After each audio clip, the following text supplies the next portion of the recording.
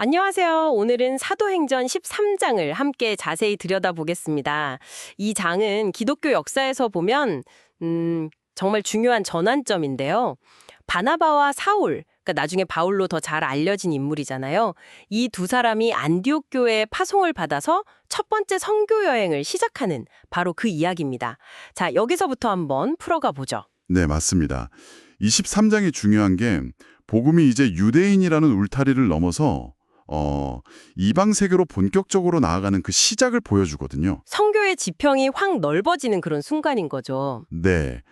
본문 1절부터 보면요. 당시 안디옥 교회에는 지도자들이 여럿 있었어요. 뭐 바나바는 물론이고 니게르라 하는 시므온, 구레네 사람 루기오, 그리고 헤롯 분봉왕과 함께 자란 마나엔, 또 사울까지. 정말 다양한 배경의 사람들이 모여 있었죠. 그쵸. 이들이 함께 금식하면서 주님을 섬기고 기도하는데 그때 성령께서 말씀하시는 거죠. 내가 불러 시키는 일이 있다. 그 일을 위해서 바나바와 사울을 따로 세워라. 이렇게요.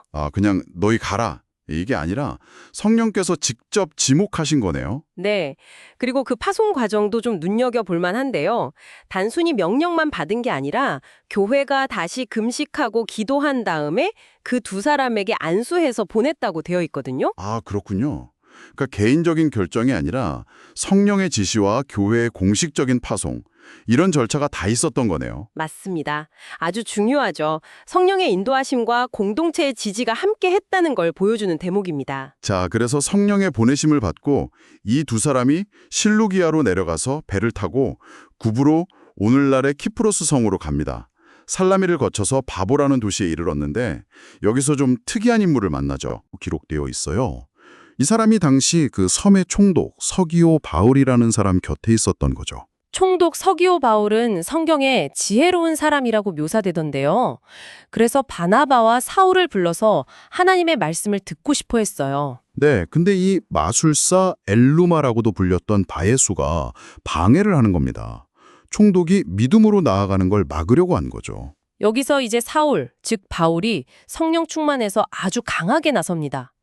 엘루마를 꾸짖으면서 잠시 동안 못 보게 될 것이다 라고 선언하는데 실제로 그가 맹인이 되어버리죠. 그렇죠. 눈앞에서 벌어진 이 놀라운 일을 보고 총독 서기오 바울이 크게 놀라면서 주님의 가르침을 믿게 되었다고 나옵니다. 이건 뭐랄까 복음의 능력이 어떤 반대 세력, 심지어 영적인 방해까지도 이겨낸다는 걸 극적으로 보여주는 장면이죠. 정말 흥미로운 부분입니다. 자, 그 다음엔 바울 일행이 구브로를 떠나서 밤필리아 지방의 버가를 거쳐서 저 내륙에 있는 비시디아 안디옥으로 갑니다. 네, 거기서 안식일이 되자 유대인 회당에 들어갔어요. 당시 관례대로 율법과 선지자의 글을 읽은 후에 회당장들이 이들에게 권면할 말이 있으면 해달라고 기회를 줍니다. 이때 바울이 일어나서 설교를 시작하는데 이 설교 내용이 13장의 상당 부분을 차지하죠. 맞아요. 바울 설교는 굉장히 짜임새가 있습니다. 먼저 청중인 유대인들에게 익숙한 이스라엘 역사를 쭉 훑어요. 아브라함부터 다윗 왕까지 하나님이 어떻게 이스라엘을 선택하고 인도하셨는지 설명하면서 공감대를 형성하는 거죠. 그러면서 핵심으로 들어갑니다. 하나님께서 약속하신 대로 다윗의 후손을 통해 구원자, 바로 예수를 보내셨다고 선포합니다. 세례 요한의 증언도 덧붙이고요. 설교의 클라이맥스는 역시 예수님의 죽음과 부활이겠죠. 예루살렘 지도자들이 예수를 배척하고 십자가에 못 박았지만 하나님께서 그를 죽은 자들 가운데서 다시 살리셨다. 이걸 강조하는 거죠. 네, 그러면서 이게 그냥 일어난 일이 아니라 하나님이 조상들에게 하셨던 약속이 성취된 사건이라고 힘주어 말합니다. 여기서 바울은 구약 성경, 특히 시편을 인용하면서 예수님의 부활을 논증적으로 설명해요. 아주 설득력 있게 다가가는 거죠. 그리고 그 부활하신 예수를 믿음으로써 얻는 결과가 무엇인지 설명하는데 이게 정말 중요하죠. 그렇습니다. 바로 이 예수를 믿으면 죄의 사함을 얻는다는 것, 그리고 더 나아가서 모세의 율법으로는 결코 얻을 수 없었던 의롭다 하심을 얻게 된다는 선언입니다. 이건 당시 유대인들에게는 정말 파격적인 메시지였을 겁니다. 율법을 넘어서는 구원의 길을 제시한 거니까요. 물론 이 복음을 거부하는 자들에게는 심판이 있을 거라는 경고도 잊지 않고요. 이 설교를 듣고 나서 반응이 어땠나요? 처음에는 반응이 아주 좋았습니다. 많은 유대인들과 또 유대교로 개종한 경건한 이방인들이 깊은 감명을 받았어요. 그래서 다음 안식일에도 꼭 와서 이 말씀을 더 해달라고 간청할 정도였죠. 그런데 다음 안식일에는 분위기가 좀 달라진 것 같아요. 네, 완전히 달라집니다. 바울의 말에 듣기 위해서 이번에는 거의 온 도시 사람들이 다 몰려든 거예요. 이걸 본 일부 유대인 지도자들이 시기심에 불타서 바울의 말을 막 반박하고 비방하기 시작합니다. 엄청난 군중 앞에서 자기들의 영향력이 줄어드는 걸 두려워했던 거죠. 아, 시기심 때문에.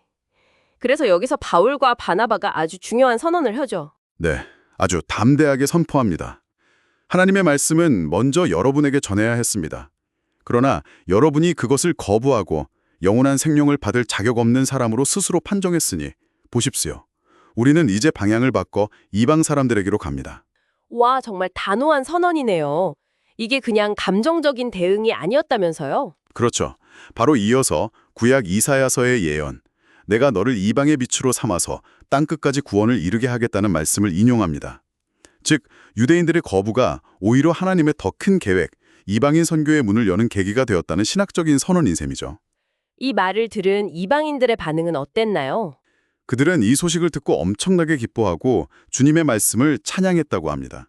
그리고 그 결과 많은 이방인들이 믿게 되었고요. 복음이 새로운 길을 찾은 거죠. 하지만 박해도 있었죠? 네, 안타깝게도 그렇죠. 반대하던 유대인들이 그 지역의 유력한 사람들을 선동해서 박해를 일으켰고 결국 바울과 바나바는 그 도시에서 쫓겨나서 이고니온이라는 다음 도시로 가게 됩니다. 쫓겨났지만 이야기가 그걸로 끝나지 않는다는 게 또 인상적입니다. 맞습니다. 13장 마지막 구절이 그걸 보여주죠. 제자들은 기쁨과 성령으로 충만하였다. 박해와 어려움 속에서도 신앙 공동체 안의 기쁨과 성령의 역사는 계속되었다는 겁니다. 오늘 살펴본 사도행전 13장 정말 많은 생각을 하게 하네요.